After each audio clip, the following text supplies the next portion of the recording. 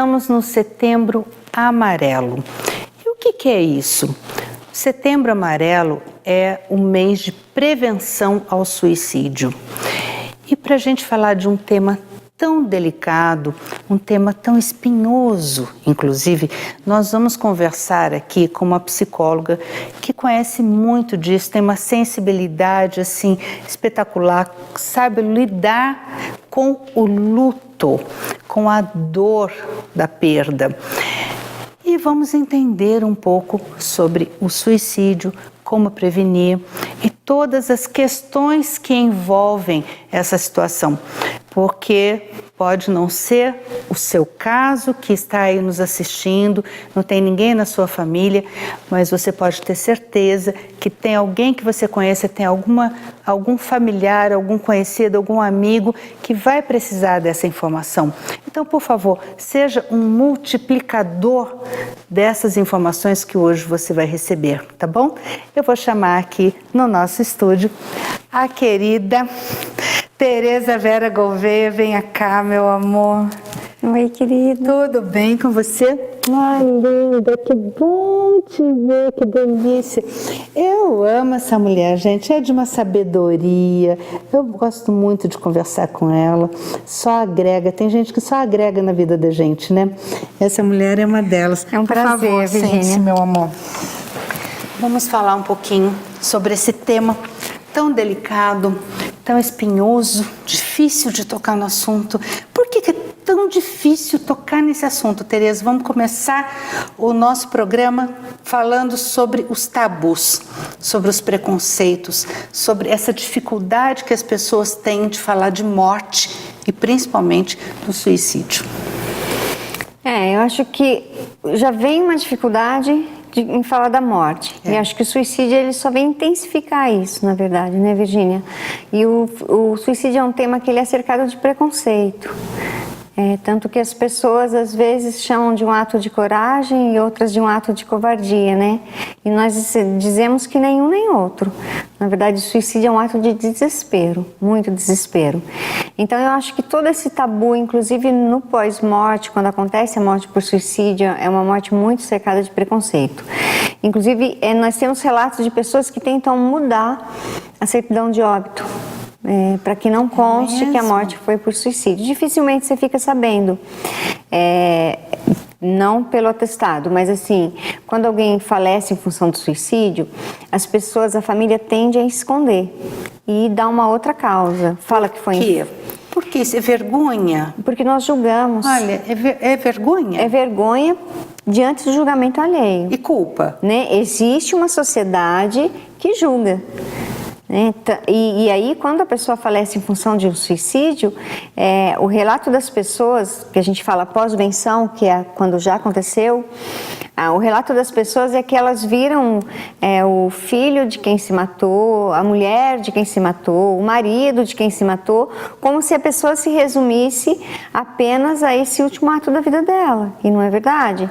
Então tem um pré-julgamento, tem um julgamento quando acontece, que faz com que as pessoas inibam a informação mesmo, que elas escondam. E a culpa? Envolve uma questão de culpa também, de negação, de culpa e eu acho que de frustração, não é, Vera? Para a família, eu estou dizendo. Que é aquele que ele se matou, né? Sei que não é nem esse termo, né, que é utilizado, tem alguns termos que vocês até tentam, que trabalham com essa parte, tentam até minimizar. Mas a família que ficou, ela recebe uma carga emocional muito grande. Como cuidar dessas pessoas que elas sofrem? Sim, muito mais. Eu entendo que sofrem até mais do que se fosse uma perda comum, decorrente de um falecimento por uma doença crônica, uma doença que já se espera, ou mesmo um acidente, às vezes. Mas parece que a família que sobrevive ao suicídio, ela carrega um estigma também, não é não? Sim, tanto que você usou um termo que a Karina Okajima, que é uma suicidologista, utiliza, sobreviventes do suicídio, inclusive título de um livro dela.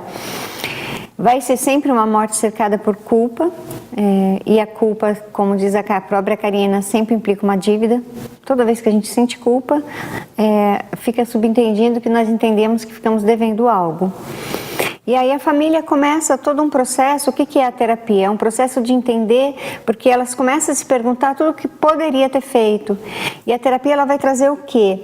Essa compreensão mesmo, se poderia ter feito, se de fato era possível, para lidar com essa culpa, né? Para se perdoar, porque a resposta vai embora com quem se matou.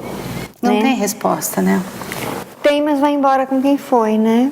E talvez tenha uma resposta. E quando a pessoa deixa aquela carta e ainda culpando alguns, porque ainda acontece isso. Sim, Virgínia.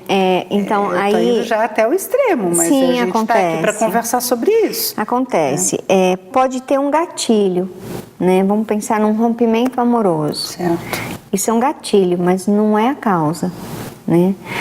A causa, a gente sempre vai pensar numa questão multifatorial, que envolve vários fatores psiquiátricos, talvez assim de relacionamentos, de como essa pessoa foi se construindo, foi se constituindo em relação a perdas, a rompimentos.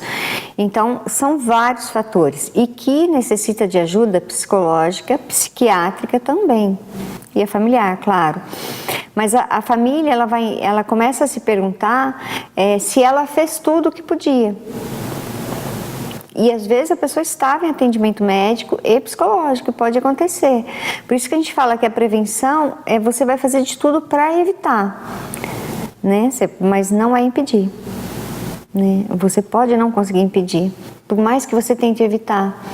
Por isso é tão importante o acompanhamento correto. É impensável, né, sendo uma questão multifatorial, é impensável alguém em sofrimento, porque a pessoa está no limite do sofrimento dela, ela não quer morrer, ela quer acabar com a dor que ela está sentindo na alma. Então, por isso a importância da ajuda está sendo muito efetiva, muito pontual. E aí alguns cuidados, né?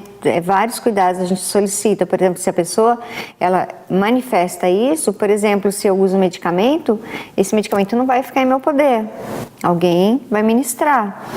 E aí entra uma série de fatores. Vamos pensar numa pessoa que está estudando fora da cidade de origem dela. Isso pode acontecer, como acontece. Aí quem é que vai acolher essa pessoa e cuidar? E uma coisa que eu percebo é o seguinte, não tem classe social, né, Vera?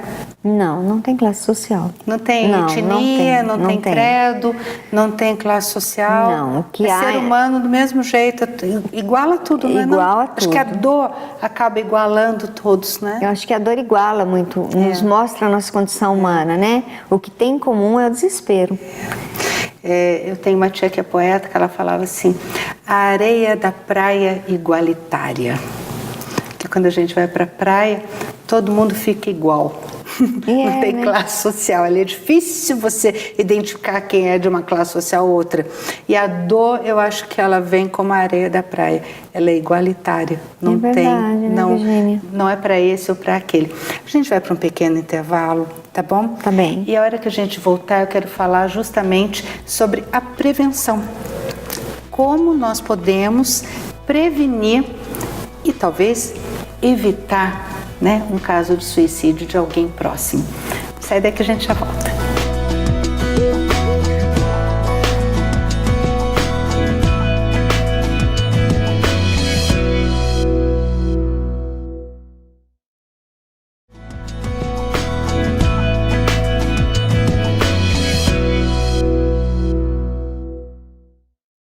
Estamos aqui com a Tereza Vera Gouveia, ela é psicóloga e ela é especializada em luto. Então, eu entendo que não existe pessoa melhor nessa região que tenha mais conhecimento e sabedoria para tratar desse tema que, em setembro, faz parte de uma campanha de prevenção, que é o suicídio. Para a gente tratar de suicídio, a gente tem que tratar com sensibilidade e com sabedoria. E ninguém melhor que a Tereza Vera Gouveia. Tereza, nós estávamos falando sobre dor. Você falou sobre a dor que a pessoa quer eliminar e por isso ela se mata. Sim. Como é que é isso? Quais os sintomas? Como é que a gente percebe? Como é que a gente sabe? Podem haver algumas manifestações de mudança de comportamento. Por exemplo? Por exemplo, você é muito falante, começa a ficar muito arredia, muito isolada, para de conversar, fica quieta, isso não é do seu comportamento. Você começa a fazer alguns fechamentos, né? Tem uma escritora que ela conta do pai, e ela fala que o pai chamou para almoçar e aí ele passou a conta para conjunta, ele começou a tomar algumas atitudes antes de se matar. A pessoa pode começar a falar que ela não serve para nada, que tanto faz ela estar viva, e isso não ser uma fala usual na vida dela, não ser comum. Em uma fala esporádica, uma fala que nunca aconteceu, a gente vai pensar, por que está falando assim? Né? Isso não faz parte do repertório dela. Então, é uma coisa que chama atenção. Porque, além disso tudo, Virginia, é importante dizer que pode não ter nenhum sinal. Né? Eu posso estar trabalhando, aparentemente eu estou bem, eu estou conversando com todo mundo. Está feliz, sorrindo. Isso. Mas o que a gente pede para ficar atento? A depressão, necessariamente, ela não vai estar presente.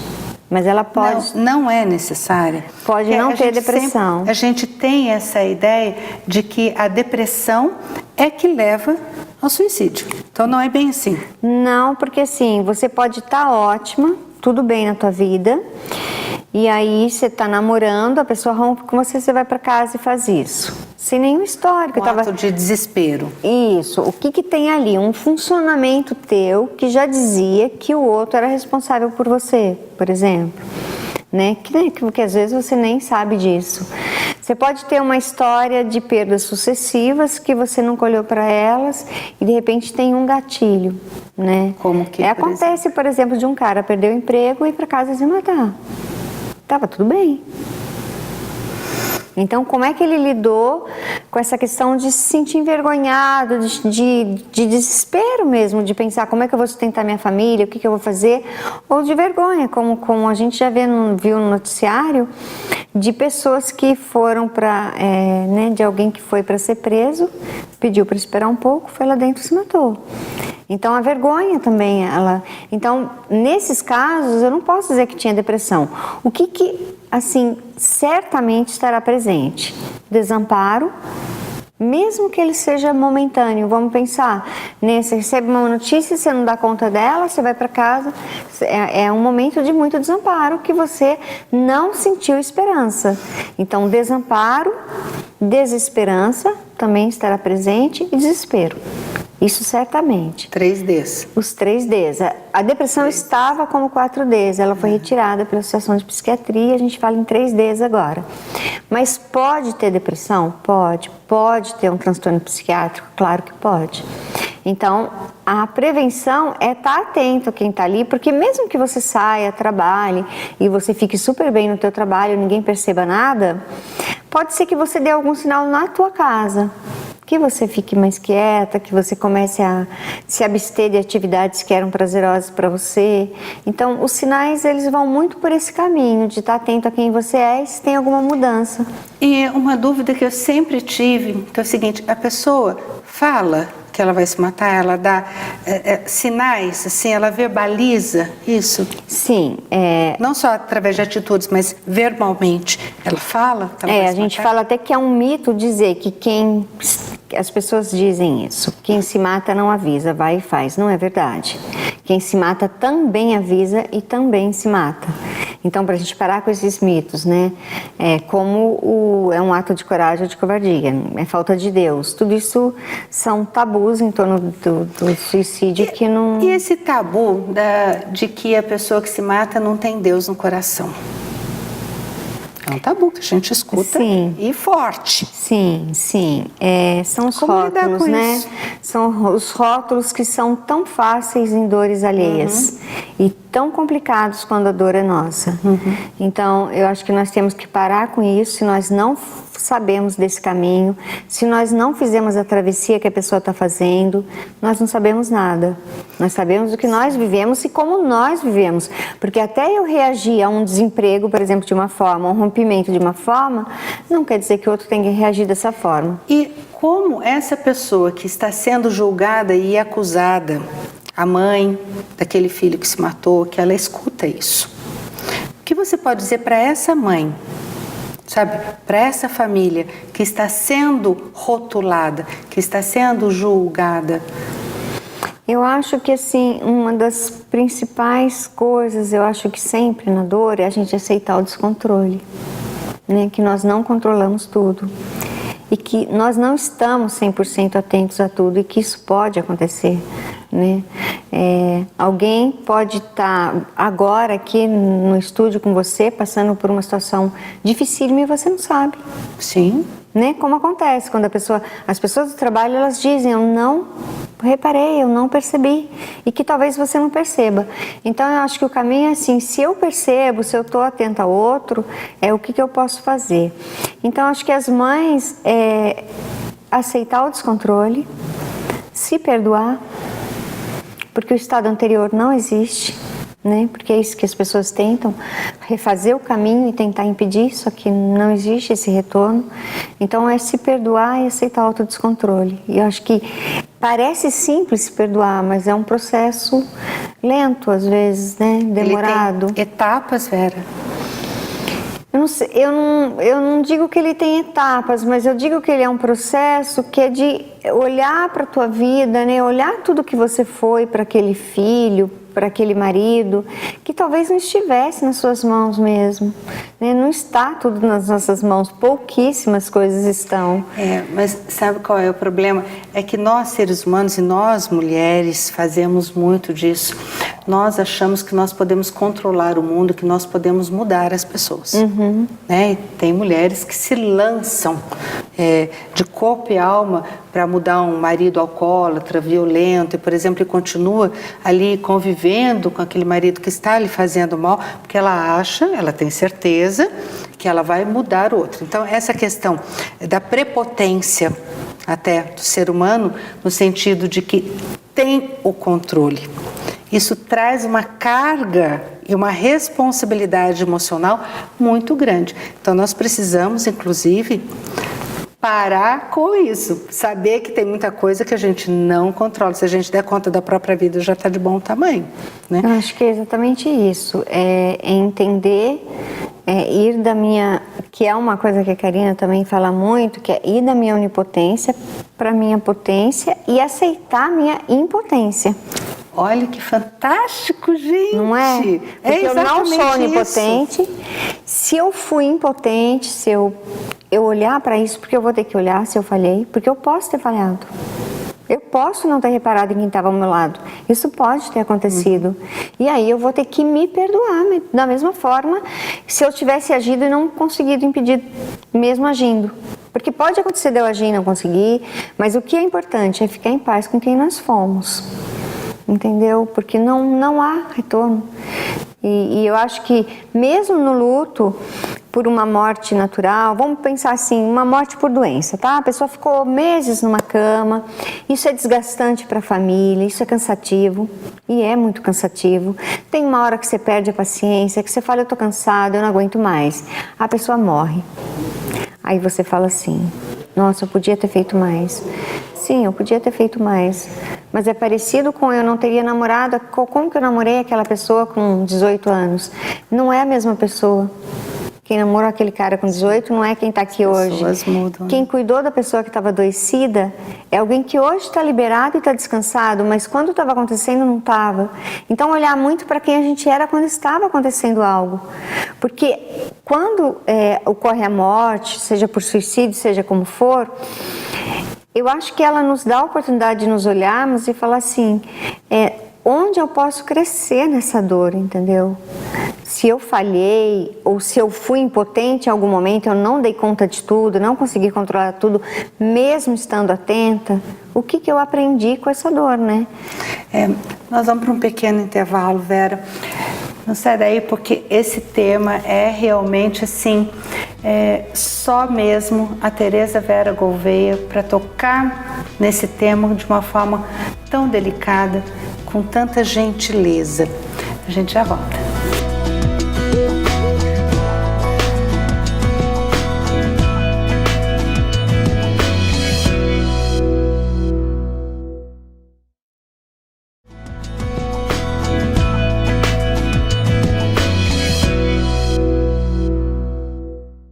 Estamos falando sobre prevenção ao suicídio, estamos no Setembro Amarelo e é um tema que tem que ser discutido, tem que realmente fazer parte do diálogo familiar, porque nós podemos evitar que tudo isso aconteça e evitar todo o transtorno e toda a dor que acompanha, principalmente os familiares que sobrevivem a um evento trágico desse. Tereza, nós estamos aqui conversando e tocamos no assunto justamente assim, se é o homem que tem mais efetividade no suicídio ou se é a mulher. Como é que funciona isso? Tem diferença de gênero aí? Tem, Virgínia. As mulheres, o número de tentativas das mulheres é muito maior, mas os homens são mais efetivos. Por isso o número de suicídios acaba sendo maior no público masculino e o número de tentativas no público feminino. Existe alguma lógica nisso? Não, eu não sei se tem lógica. Eu acho que diante de um sofrimento exacerbado, intenso, de desespero, né? Eu acho que o que a gente tem que pensar é que é sempre um ato de desespero e que a pessoa chegou no fundo do poço. Não viu mais luz nenhuma. Isso. Isso que acontece? E esse é o dado importante, porque assim, sempre tem saída. Sempre. Né? Sempre tem saída. A gente não deve perder a esperança. As coisas vão passar, mesmo que pareçam que não. Elas passam. E a gente só tem que aguentar esse tempo que vem, essa dor lancinante, e dizer, não, vai passar. Porque às vezes dá a impressão que a dor não passa mesmo, né? E você sabe que eu estava estudando esses dias, né? Eu gosto muito de estudar, de ler e tal. E estava estudando que a dor, ela ativa alguns circuitos neurais numa parte do nosso cérebro que se chama giro do cíngulo anterior. Giro do cíngulo anterior. Então, quando você bate o dedo na quina, sabe, o dedinho na quina, imagina a dor que isso dá quando você quebra uma perna. Essa circuitaria cerebral que vai ser ativada. Então, é nesse lugar do cérebro. E quando você tem uma dor emocional, os cientistas, por exemplo, a perda de um ente querido, a perda de um emprego, a perda de um relacionamento, o mesmo local do cérebro é ativado. Então, você imagina que a dor de você quebrar uma perna, ela é equivalente à dor da perda. Isso as pessoas não têm conhecimento. Só que na alma. Mas no cérebro é o mesmo lugarzinho, com a mesma intensidade. Então, só que você acaba tendo como resolver algumas coisas físicas, né? O dedinho você enfaixa, você dá um grito, mas depois passa. E às vezes a dor emocional, ela persiste. Existem pessoas que nascem suicidas ou elas se transformam? Não existem pessoas que nascem suicidas. Podem existir pessoas que têm todo um quadro psiquiátrico, crônico, né, genético até, mas que alguém nasça suicida, não. Tem algum distúrbio mental que possa levar ao suicídio com mais facilidade? Vários. Quais, por exemplo, Tereza? Por exemplo, a esquizofrenia, se a gente pensar a questão da depressão mesmo, bipolaridade, existem vários. Então, é uma questão de ordem psiquiátrica muito séria. Por isso, assim, eu acho que em qualquer situação, o psiquiatra ele é extremamente necessário junto com o psicólogo. É multidisciplinar, então, não é? Sim, é multidisciplinar, porque a gente pode pensar até, assim, dependendo do grau de vulnerabilidade, a gente pode pensar num CAPS, num assistente social acompanhando essa família, não só o psicólogo e o psiquiatra, entende? Então, eu acho que tem toda um atendimento que teria que ser sistêmico. Você falou do CAPS. A rede pública de saúde ampara as famílias que têm esse problema ou que tem alguém, né, ali dentro que precisa desse atendimento ou não aqui na nossa região? Eu acredito que o CAPS sim, mas a gente pode pensar ainda, né? Eu acho que é importante dizer que o CRAS, ele também pode ter esse tipo de acolhimento, mesmo que ele encaminhe, né? Mas se a pessoa está numa situação de vulnerabilidade, sem muito o acesso à rede pública, eu acho que talvez, né, o CRAS seja uma porta de entrada para encaminhamento.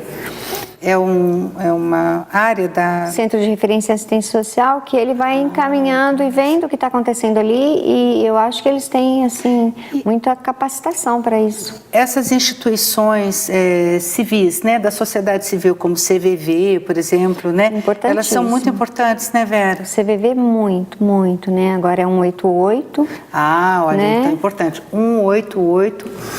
Você liga 188 para pedir ajuda, para conversar. São pessoas que são treinadas para isso, estão, né, habilitadas para isso. Eu acho que é super importante, é um trabalho que eu acho fantástico. Eles não colocam simplesmente a pessoa lá, né? Tem todo um treinamento, eu acho importantíssimo. E está se espalhando cada vez mais, eu acho isso muito bacana. Acho que procurar a rede pública, né? Aqui nós temos a Unital, que tem a clínica de psicologia. Nós temos os PAMOS, que tem alguns com psicólogos, mas aí é via médico, acho que tem que ter um encaminhamento. Né? E eu acho que é isso, as pessoas têm que procurar o que é possível e a partir dali, eu acho que a rede se mobiliza, entende? Entendi. O CAPS, como eu falei, né, que também é um lugar muito bacana, que atende tanto, tem o CAPS infantil, o CAPS adulto, voltado para a saúde mental. É o poder público trazendo a família, a sociedade, um pouco de amparo para questões tão delicadas. E assim, na própria família, não ter medo de perguntar, sabe? Se você percebe que a pessoa não está bem, não está legal, perguntar para ela onde que está doendo, você está pensando em alguma coisa, vamos sentar e conversar. Por isso, não ter papas na língua, então, né? Eu acredito mesmo que se você tem um relacionamento que ele flui na família, que fica muito mais fácil. Não é fácil mesmo chegar. Vamos pensar que você não tem muito diálogo. Isso pode acontecer e eu não estou nem falando em culpa ou em não culpa. Eu estou falando que é o funcionamento daquela família. Eu não tenho muito diálogo, mas eu estou vendo que meu filho está estranho. Então, filho, o que está acontecendo? Está doendo em algum lugar? Aconteceu alguma coisa? Fala para mim. Problema na escola, às vezes, né? Bullying. O bullying, eu acho muito importante falar disso. O bullying é uma coisa, assim, cruel, muito cruel, né? Então, quando eu vou em escolas falar sobre suicídio, a primeira coisa que eu falo é do bullying. Eu falo, né? E tem uma coisa que eu sempre digo: se alguém te diminui para ser maior, já é menor que você, né? Se eu tenho que deixar alguém menor para eu crescer, eu já sou menor. Não preciso diminuir ninguém, que eu já sou menor. Então, assim, a gente começar a repensar isso. Acho que as escolas têm que trabalhar muito isso. Isso tem que ser muito trabalhado. Tereza, se alguém que está nos assistindo tiver vontade de conversar com você sobre esse assunto ou outros, ou tirar alguma dúvida sobre esse assunto, tem como entrar em contato com você? Tem um contato? Eu peço sempre para entrar em contato através dos canais do Laços e Lutos, né? Certo. Que é o site, o Instagram e a fanpage. Laços e Lutos. Então, são esses os canais de comunicação. Eu peço para entrar em contato por ali. Tereza, obrigada por você ter vindo, aceito o nosso convite, principalmente falando sobre esse tema, e só a sua delicadeza, a sua sabedoria para tratar, né, de um assunto tão complicado, tão doloroso, e tão delicado mesmo, muito, né? Delicado. É delicado. Eu queria que você deixasse uma mensagem rápida para o nosso telespectador, para uma mãe que esteja vivendo essa situação, ou de prevenção ou de sobrevivência. Eu acho que o recado que eu deixo é que se tem vida, que é uma frase da Karina, que é suicidologista, é que se tem vida, tem jeito. Seja já tenha acontecido o fato, ou você esteja ali com um filho em sofrimento, um marido, uma esposa, se tem vida, tem jeito. Acredite nisso e tenha esperança. Muito bom. E se já aconteceu, a pessoa já está vivendo o luto? Se ela já está vivendo o luto, que ela cuide, seja gentil com ela, com o possível dela, o que foi possível. E se ela entender de alguma forma isso, ela não está dando conta, que ela procure ajuda, porque é ela que vai ter que ser cuidada. Isso é muito importante. Obrigada, viu, Vera? Nada. Um prazer, viu, Virginia? Eu estive hoje com a Tereza Vera Gouveia. Ela é psicóloga especializada em luto. Ela tem um blog chamado Laços e Lutos. Não, é isso mesmo? Laços e Lutos. E aí nas redes sociais, no Instagram, Facebook e também na internet como um todo, vai encontrá-la através desses canais. E olha, não perca tempo. Se você está vivendo uma situação dessa, fique atento aos sinais, né? Multiplique essas informações, ajude as pessoas, ajude a quem você ama, ou o seu vizinho, ou aqueles que você conhece que possam estar vivendo situações como essa. E se já aconteceu, como a Tereza falou, seja gentil consigo mesmo e busque ajuda, porque você merece, você precisa e você merece ser feliz, tá bom? Ou pelo menos amenizar um pouco dessa dor aí que está sentindo. Um grande abraço a você que ficou conosco até agora. Muito obrigada pela sua companhia. Agradeço a Verso Cabeleireiros e a Verso Store, que é ali em Tremembé, no coração de Tremembé, ali na praça, e a todos os nossos parceiros. A Maria Quitéria Ortiz deixa um beijo para todos. Ela está de férias, mas no próximo programa, se Deus quiser, já teremos de volta. Um beijo para vocês no coração. Até semana que vem.